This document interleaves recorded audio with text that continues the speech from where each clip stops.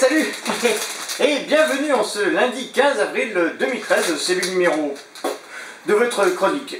Alors encore une fois, aujourd'hui on va parler d'un sujet hyper grave, dont les travaux ont été exposés au dernier 245e congrès de l'American Chemical Society qui s'est tenu du 7 au 11 avril 2013 à la Nouvelle-Orléans. Oui, alors c'est le professeur Tobias Roche qui s'est penché sur ces mots qui touchent des millions de personnes dans le monde. Et je parle ici d'hyperphagie hédoniste. Mais qu'est-ce que c'est que cette bête?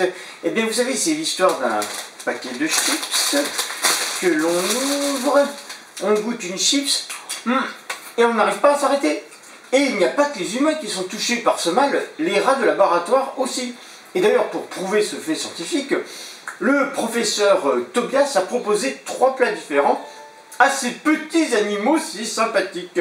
Alors, des boulettes habituelles, un mélange à base de gras et de glucides, et des chips de pommes de terre. Eh bien, figurez-vous que ces petits rats ont fait preuve d'un plus grand enthousiasme pour les chips, et se sont surtout révélés plus actifs après en avoir mangé. Alors, ne reculant devant aucun test, Tobias et son équipe ont soumis les rats à un examen par imagerie à résonance magnétique.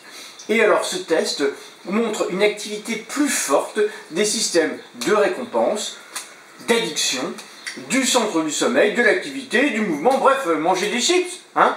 Alors il ne leur reste plus qu'à trouver le mystérieux déclencheur moléculaire qui permettrait d'ailleurs de désactiver cette gâchette du plaisir qui conduit parfois à l'obésité. Vous savez, vous mangez, sans avoir vraiment faim, mais c'est tellement bon. Ah, la science, ce qu'elle fait pour nous, c'est chouette, hein.